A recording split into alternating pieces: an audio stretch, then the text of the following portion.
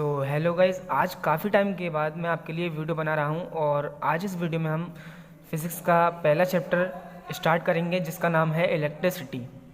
तो चलिए आज का वीडियो स्टार्ट करते हैं और पढ़ते हैं इलेक्ट्रिसिटी। सबसे पहले मैं आपको इलेक्ट्रिसिटी का मतलब बता दूं, इलेक्ट्रिसिटी क्या होती है।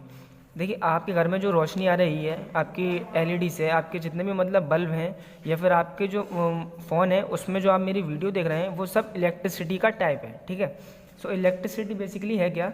It is a type of energy. ठीक है, मैं यहाँ लिख देता हूँ इलेक्ट्रिसिटी क्या है। It is a type of energy, type of energy.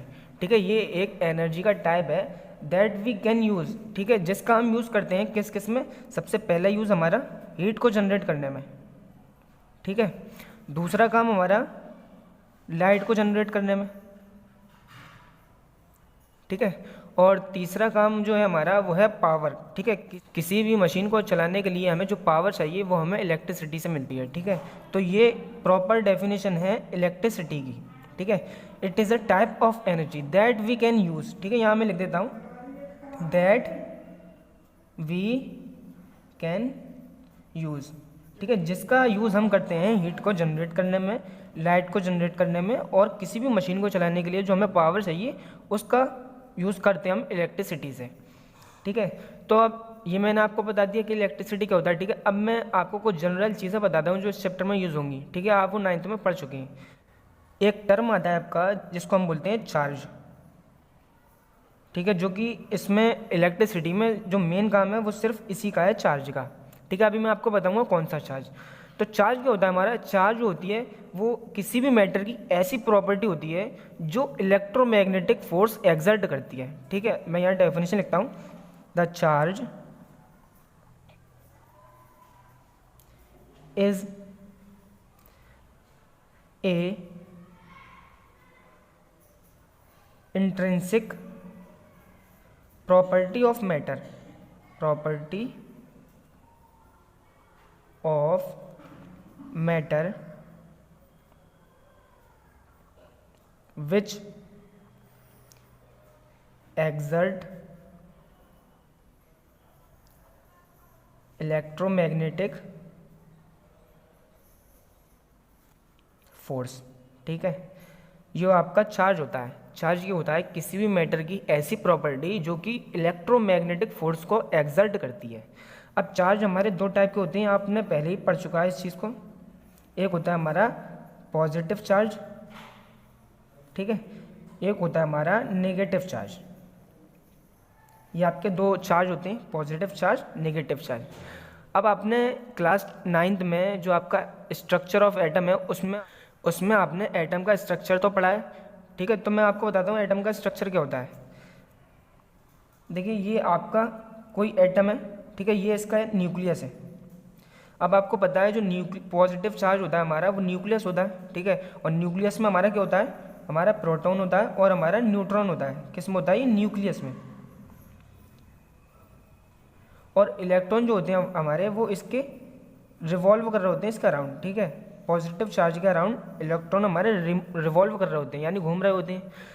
अब आप ये बताइए मुझे, इनमें से कौन सी चीज़ फ्री है? ठीक है, आपके ये इलेक्ट्रॉन फ्री है या फिर आपका ये पॉजिटिव चार्ज यानी प्रोटॉन फ्री है?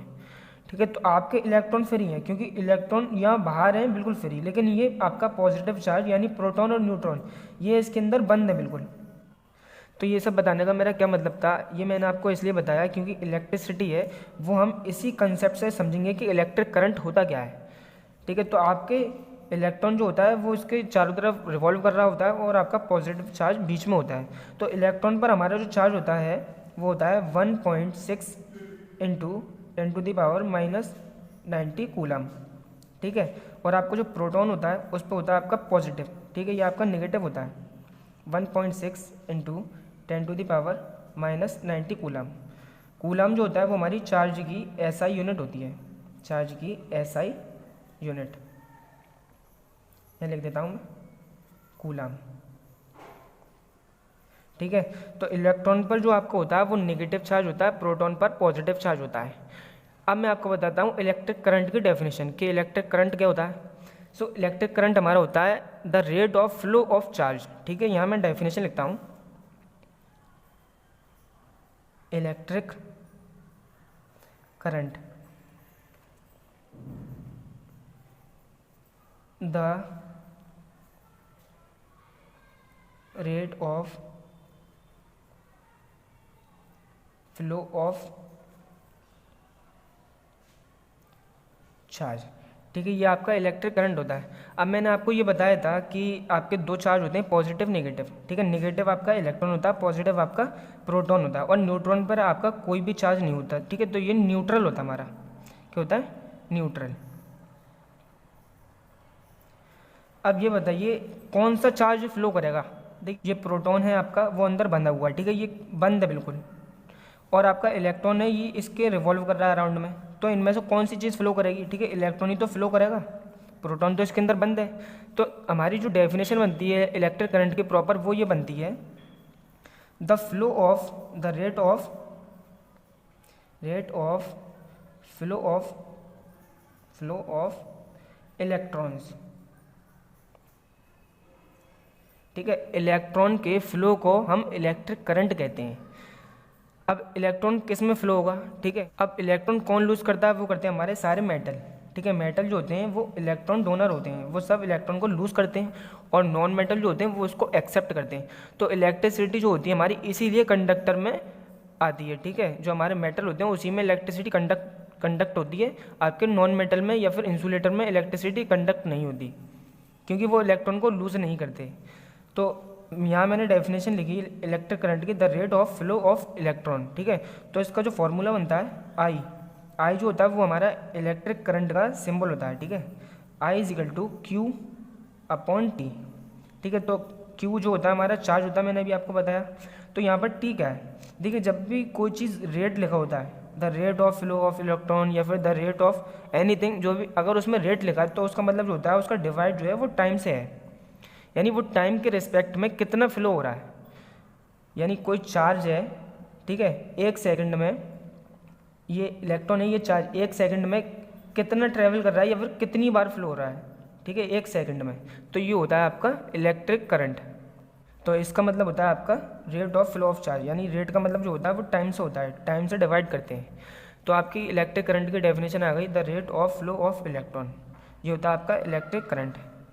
अब इलेक्ट्रिक करंट के बाद हम पढ़ने वाले हैं इलेक्ट्रिक पोटेंशियल और पोटेंशियल डिफरेंस। ठीक है, अब हम इलेक्ट्रिक पोटेंशियल को पढ़ते हैं। इलेक्ट्रिक पोटेंशियल क्या होता है, तो अब हम पढ़ते हैं electric potential. Electric potential. So पहले मैं आपको इलेक्ट्रिक पोटेंशियल की डेफिनेशन लिखवा देता हूँ, फिर आपको उसके बारे में एक्सप्लेन करूँगा। ठीक है, तो ये क्या होता है हमारा, it is defined as the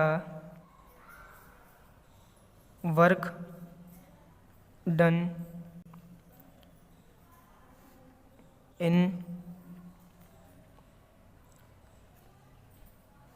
bringing a unit charge from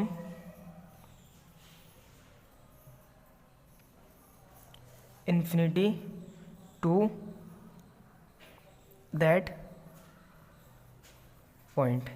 ठीक है, इलेक्ट्रिक पोटेंशियल क्या होता है मैं आपको समझाता हूँ। देखिए इसकी डेफिनेशन है, it is defined as the work done in bringing a unit charge from infinity to that point. मान लीजिए आपका इन्फिनिटी है ये, ठीक है, पॉइंट, और यहाँ पर एक चार्ज है।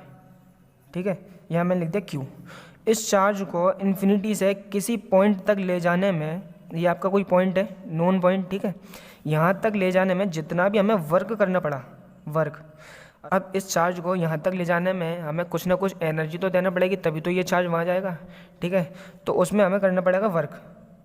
तो जितना भी वर्क लगेगा इस चार्ज को इन्फिनिटी से किसी नोन पॉइंट तक ले जाने में, उसको बोलते हैं हम इलेक्ट्रिक पोटेंशियल, और इसका सिंबल होता है वी।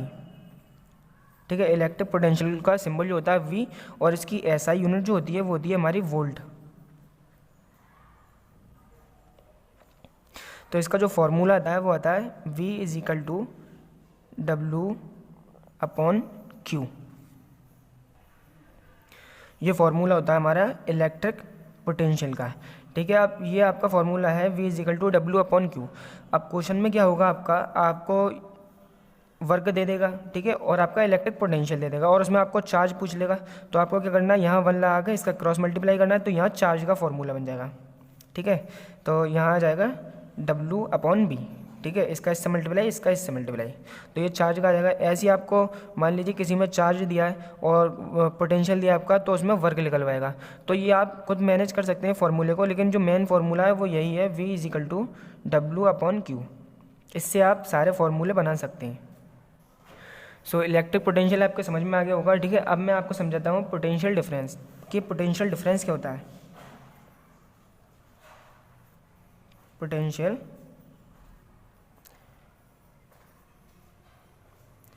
डिफरेंस, देखिए आपका इलेक्ट्रिक पोटेंशियल क्या था, आपका कोई एक पॉइंट था इन्फिनिटी, और इन्फिनिटी से हम उस चार्ज को किसी पॉइंट तक लेके आ रहे थे, और वो पॉइंट हमें पता था, यानी नोन था। तो उसमें जो हमें जितना भी वर्क करना पड़ा वो हमारा क्या था, वो था हमारा इलेक्ट्रिक पोटेंशियल, ठीक है। अब क्या होगा, जो हमारे दोनों पॉइंट हैं वो आपके नोन होंगे, ठीक है। आपका इस पॉइंट पर चार्ज है, ठीक है, और आपका यहाँ पर इस चार्ज को इस पॉइंट से यहाँ तक ले जाना है, और आपको इस चार्ज को यहाँ से इस पॉइंट तक ले जाना है, ठीक है। अब आपको यहाँ पर दोनों पॉइंट का पोटेंशियल दिया होगा, मान लीजिए यहाँ आपका दिया है 15 इलेक्ट्रिक पोटेंशियल, यहाँ दिया है आपका 10, ठीक है।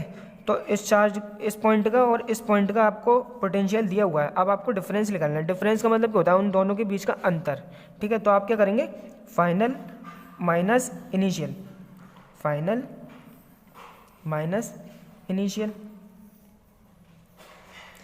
सो आप पोटेंशियल डिफरेंस को निकालेंगे, यहाँ लिख लेंगे आप V1, यहाँ लिख लेंगे V2, ठीक है। तो V2 माइनस V1, तो आपका पोटेंशियल डिफरेंस निकल जाएगा V डिफरेंस, ठीक है। तो V2 की वैल्यू कितनी है 10, और V1 कितना है -50, तो डिफरेंस जो लिख लेगा वो लिख लेगा -5 का। सो ये होता है आपका पोटेंशियल डिफरेंस, ठीक है। ये आपका इलेक्ट्रिक पोटेंशियल था। ये क्या था, किसी इन्फिनिटी से किसी चार्ज को किसी पॉइंट तक ले जाने में जितना वर्क करना पड़ता है वो आपका इलेक्ट्रिक पोटेंशियल होता है। और अगर हम उसका डिफरेंस निकालें, यानी दो पॉइंट हैं, हमें दोनों पता हैं और उनके बीच का अंतर निकालना है, तो क्या करना है, फाइनल माइनस इनिशियल, यानी V2 माइनस V1, और आपका पोटेंशियल डिफरेंस निकल आएगा, ठीक है। तो मैंने अभी आपको इस वीडियो में क्या क्या समझाया, मैंने आपको समझाया इलेक्ट्रिसिटी के बारे में। क्या होता है electricity, electricity it is a type of energy that we can use, ठीक है। मैं यहाँ आपको दिखाता हूँ। It is a type of energy that we can use generate to heat, ठीक है, लाइट एंड पावर। मैंने आपको चार्ज के बारे में बताया। चार्ज आपका क्या होता है, चार्ज किसी भी मैटर की ऐसी प्रॉपर्टी होता है जो कि इलेक्ट्रोमैग्नेटिक फोर्स एक्सर्ट करता है, ठीक है। आपको अभी ये चीज़ समझ में नहीं आई होगी, इलेक्ट्रोमैग्नेटिक फोर्स ये क्या होता है। इलेक्ट्रोमैग्नेटिक फोर्स जो होता है वो किसी दो चार्ज के बीच में होता है, अपोजिट चार्ज के बीच में।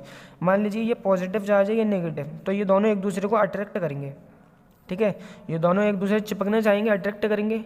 और यहाँ आपका पॉजिटिव है, ये पॉजिटिव, तो ये दोनों एक दूसरे को क्या करेंगे, रिपेल करेंगे, ठीक है।